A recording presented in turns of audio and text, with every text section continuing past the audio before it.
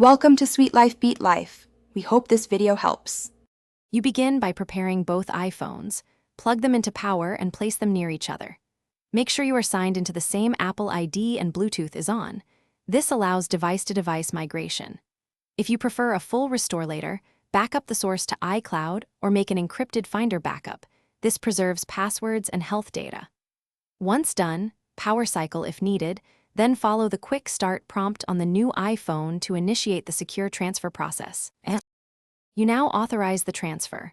When quick start appears, scan the blue animation with the new iPhone or authenticate using your Apple ID and passcode.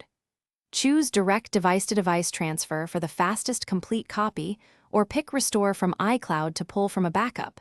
Each method moves apps, settings, and media differently.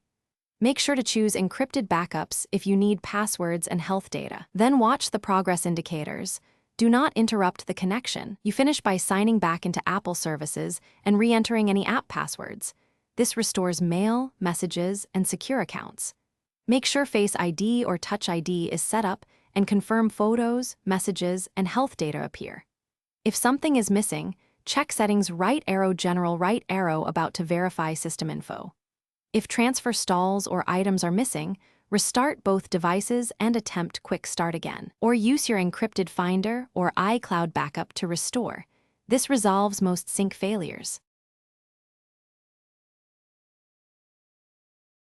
Thanks for watching. Consider subscribing if we helped you.